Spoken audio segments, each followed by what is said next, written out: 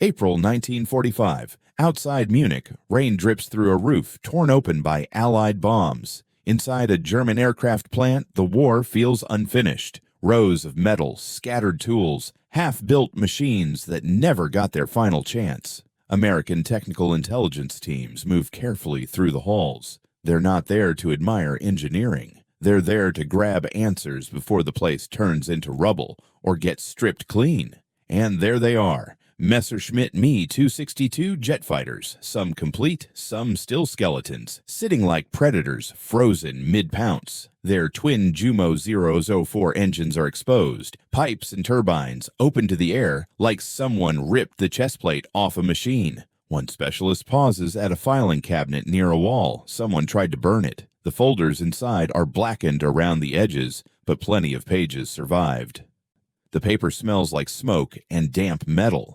He flips through technical notes, intelligence summaries, and assessments about Allied aviation. Then he finds a file that makes him stop. It's marked with a British reference and dated November 1943. He opens it. The first page is a timeline. 2 columns, German milestones on one side, British milestones on the other. His eyes track down the dates. Once, then again, then slower, like his brain refuses to accept what it's seeing. His hand starts to shake, not from cold, but from what the timeline implies. Because if the dates are real, then Germany didn't just misjudge its enemies. Germany misunderstood the entire race. If you like WWII stories where the obvious narrative falls apart under real documents, make sure you're subscribed, because this one flips the script in a big way.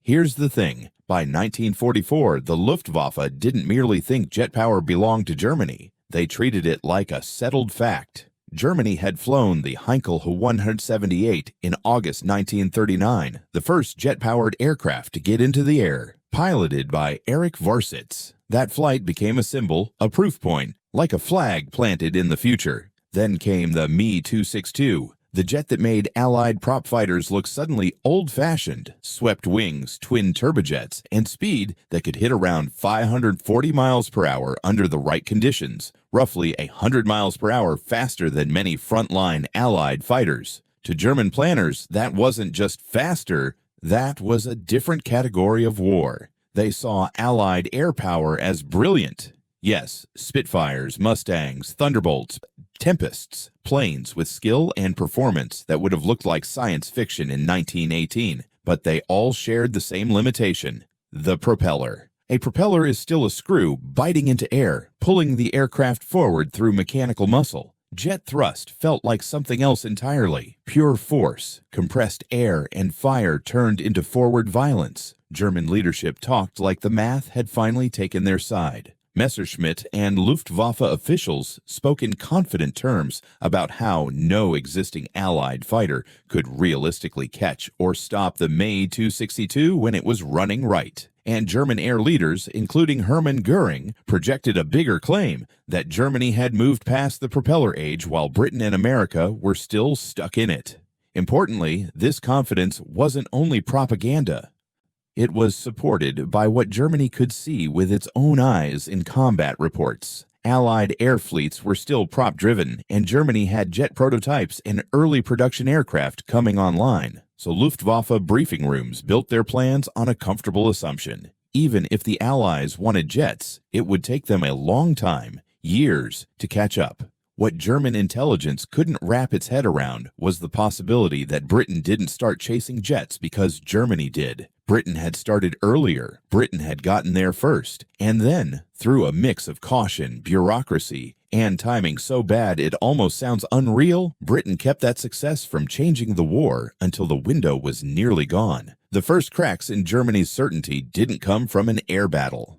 They came from information that just didn't fit the story Germany wanted to tell itself. In December 1943, Luftwaffe reconnaissance photos, high-altitude images of British air facilities, landed on desks in Berlin. One set showed Farnborough, a major center connected to British aviation testing and development. Most frames were ordinary: hangars, dispersal areas, parked aircraft. But a few frames showed something odd on a tarmac: an aircraft with its engine panels removed for maintenance. And there was no propeller, no visible piston engine layout, No reduction gearing, no familiar shape that said, this is just a normal airplane with a different spinner. Instead, a smooth cylindrical engine form with clear air intakes, an outline that made some analysts uneasy because it looked like something Germany associated with its own jet programs. A junior analyst offered a comfortable explanation. Maybe it was an American experiment. Maybe it was a ground mock-up. Maybe it was a propaganda shell, not functional. A senior officer reviewing the file, someone experienced enough to distrust easy answers, didn't throw it away. But he didn't slam the alarm either. He marked it for verification and filed it low, the way busy organizations bury problems they don't want to deal with. Then more evidence showed up. January 1944, additional British test locations were photographed. Again, aircraft shapes that didn't match propeller-driven designs. February 1944, German signals intelligence caught pieces of RAF communications. Not a dramatic message, not some breakthrough celebration. It was routine. Procedural language, references to trial schedules and compressor modifications, including talk that pointed towards centrifugal compressor work, a key pathway in early turbojet development. That tone mattered. Experimental programs often sound uncertain. They sound like people guessing. These didn't. These sounded like people adjusting something they already understood. A German analyst reportedly noted the same disturbing idea in plain terms. The communication style suggested familiarity, not confusion, as if the technology wasn't a wild dream, but an operational subject. By March 1944, the file had grown thick, dozens of pages deep. Each new piece made the previous assumptions harder to defend. Maintenance-related references appeared, inspection intervals, component wear, terminology that hinted at turbines and blades.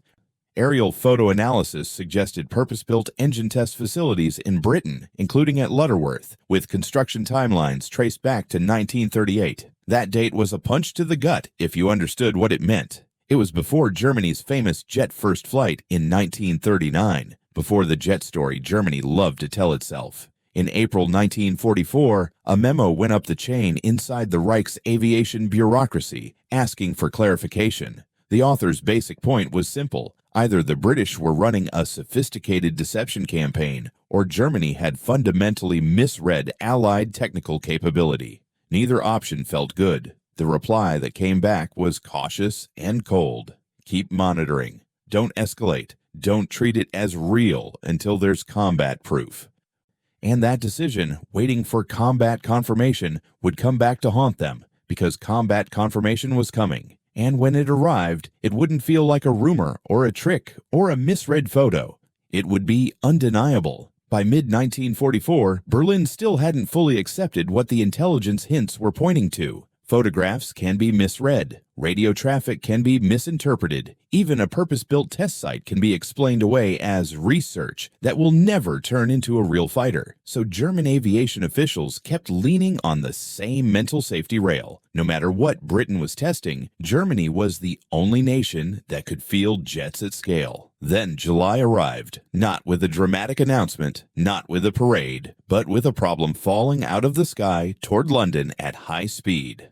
The V-1 flying bomb wasn't a normal aircraft, and it wasn't a normal target. It was a small, unmanned weapon built to fly straight, fast, and low. Hard for anti-aircraft guns, hard for prop fighters to catch cleanly, and terrifying because it didn't need a pilot to lose nerve. Britain's air defenses threw everything at the V-1 campaign: guns, balloons, radar direction, and fighters. But there was a limit to what propeller aircraft could do when chasing something designed to cruise near the edge of their practical speed, especially when the intercept had to happen before the weapon reached a populated area. That's where Britain's jet fighter finally stepped out of the shadows. At RAF Manston in southern England, a Gloucester Meteor was prepared for an intercept mission. The Meteor wasn't being rolled out as a show aircraft.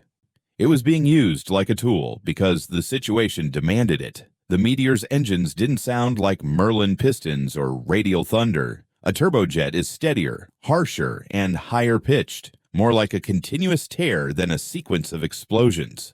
On takeoff, it didn't fight the sideways twist you get from a big propeller. It just surged forward, and that mattered in combat. Jet thrust changed how an aircraft accelerated, climbed, and handled under load. The pilot didn't have to wrestle torque the same way. The controls felt different, cleaner, more neutral. When a V-1 came into view, the Meteor closed the gap with the kind of urgency Britain needed. The challenge wasn't only to reach the target, it was to destroy it safely. Shooting at a V-1 could be dangerous. Too close, and the blast could damage the fighter. Too far, and the rounds might not do enough. One method RAF pilots used, documented from the V-1 campaign, was tipping the bomb, sliding alongside and using airflow disruption to unbalance the V-1 so it lost control and crashed short of its target. It was risky, precise flying, more like aerial wrestling than gunnery. That kind of intercept happened fast. The engagement window could be measured in moments, not minutes. And when it ended, it didn't feel like a moment in the future of aviation. It felt like another patrol in a brutal routine. That detail, how ordinary it seemed to the people doing it, was exactly what rattled German analysts when the evidence reached them, because Germany could accept that Britain might be experimenting.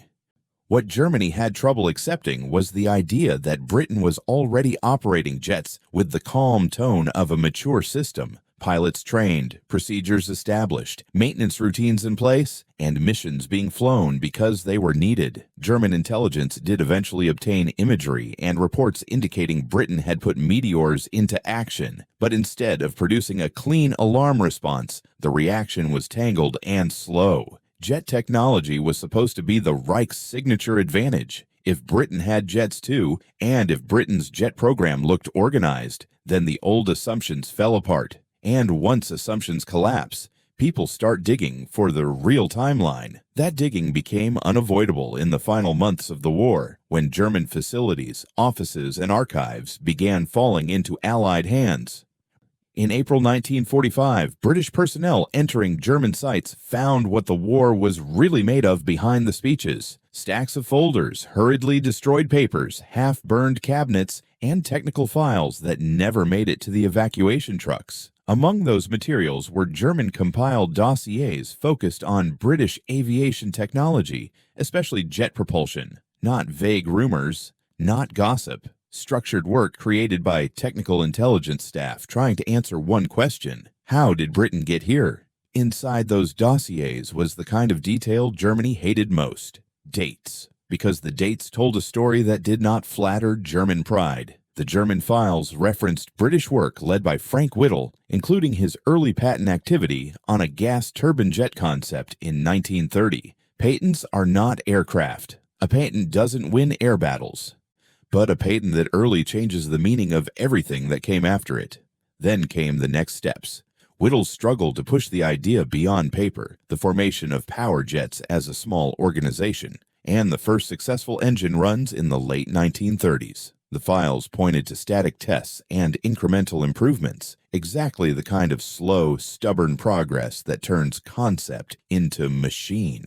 And then there was the British test aircraft, the Gloucester E-2839, which flew in 1941 with a Whittle-designed engine. That flight didn't win headlines the way the German He-178 did in 1939, and it didn't arrive with a massive production push. But it proved Britain could fly a turbojet aircraft under controlled conditions and keep refining it. From the German perspective, that was the nightmare scenario. Britain wasn't reacting to German jets. Britain was walking a parallel path that started earlier. At the same time, Germany had its own jet line. Hans von Ohain's independent work, early engine runs, and the He-178's first flight. Germany's jet program was real and impressive, but the captured timelines forced a painful conclusion. Germany was first to publicize and first to deploy, not first to imagine, and not first to patent the core idea. And once you accept that, the next question is obvious. If Britain had the idea early and even had a working jet aircraft by 1941, why didn't Britain flood the skies with jets in 1942 or 1943? The German records and later post-war interviews kept circling the same answer, not because the British concept failed, but because the system around it moved slowly.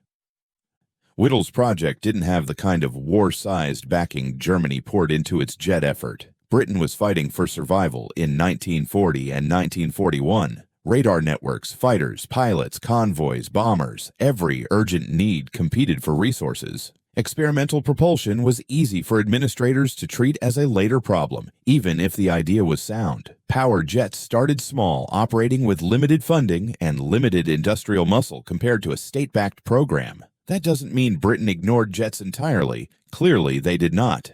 It means development and production moved in fits and starts, squeezed by priorities that felt immediate, winning tomorrow's battle with today's tools. Germany, by contrast, pushed hard, especially once leaders believed jets could create a decisive edge.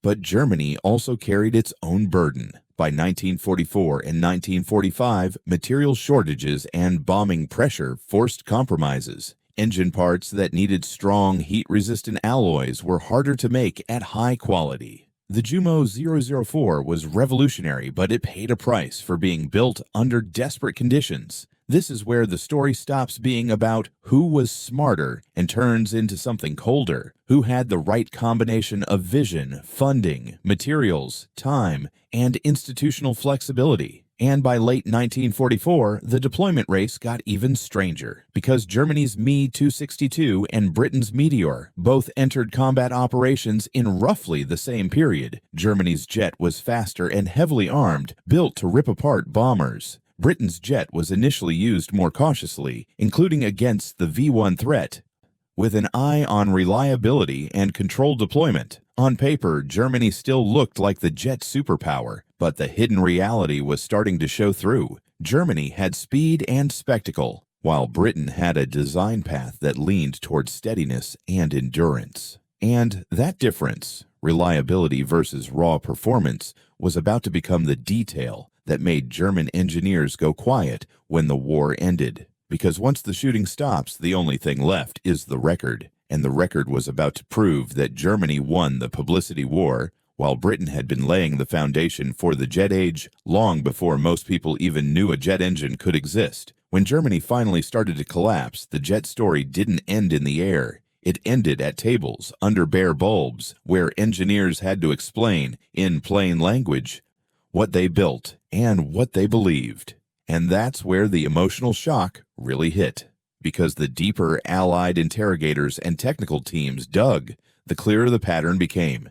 Germany didn't invent the jet age out of nowhere. Germany built it fast, and Germany put it into combat first in a dramatic way. But Britain had been holding the match for a long time. Post-war questioning of German jet personnel brought out an uncomfortable kind of honesty. Many of them were aware, at least vaguely, that Britain had a name attached to early jet concepts, Frank Whittle. The name existed in patent talk and technical circles, but that awareness didn't translate into fear. Why not? Because German engineers and officials made a very specific assumption, even if Britain had a good idea. British bureaucracy would choke it before it became a weapon. That assumption turned out to be half right and half disastrous. It was right in the sense that Britain did move slowly. Funding arrived late. Priorities shifted. Whittle had to fight for resources, and early jet work didn't receive the kind of national-level urgency Germany later applied to its own program. But it was disastrous because the assumption blinded Germany to the fact that Britain's program was still real, still progressing, and eventually still capable of delivering an operational jet fighter. Allied teams kept returning to the timeline as the cleanest proof of what happened. It starts early, well before the war feels inevitable. Whittle proposed his jet ideas to official channels in 1929.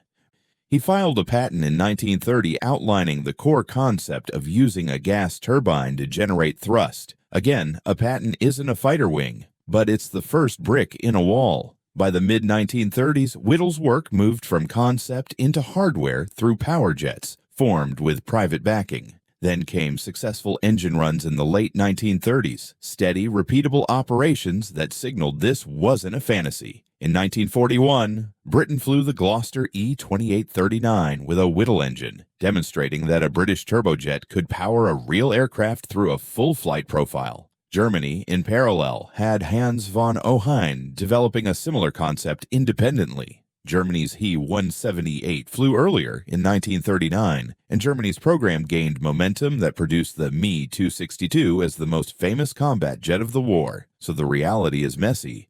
not a cartoon story of genius versus copycat. It's two nations moving along similar technical paths, one starting earlier on paper, the other reaching public flight first, and both reaching combat at about the same moment near the end. But one fact still stands.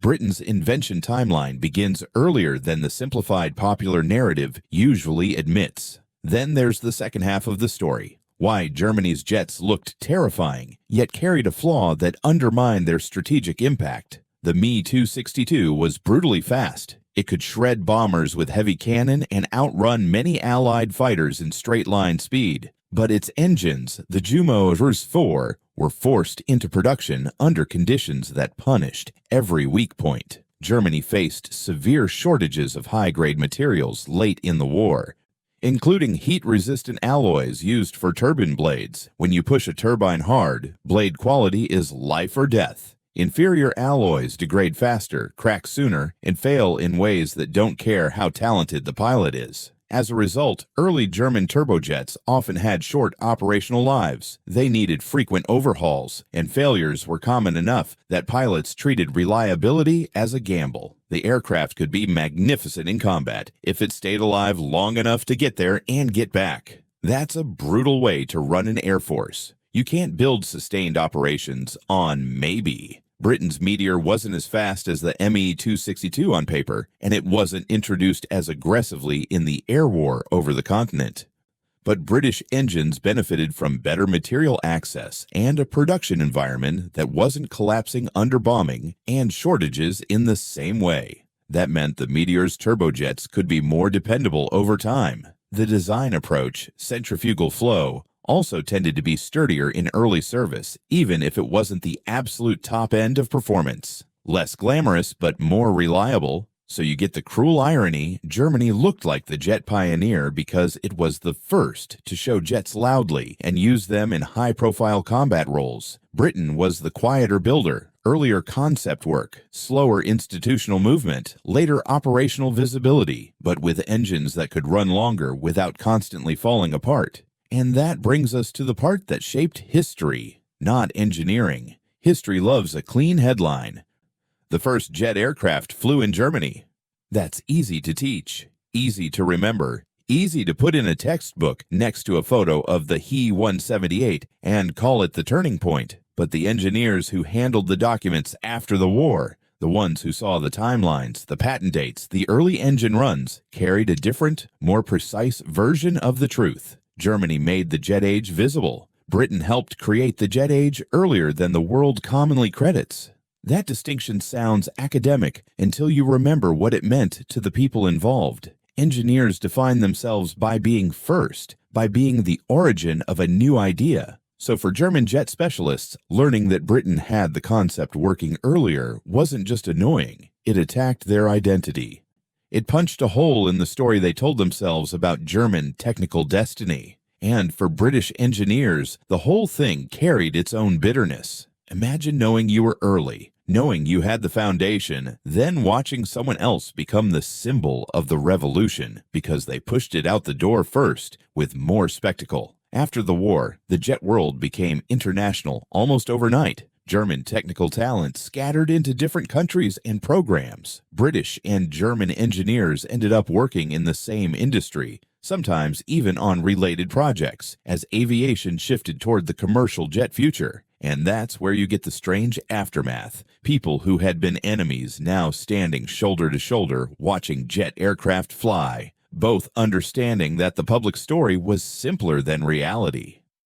The takeaway is not that Britain was robbed or that Germany stole something.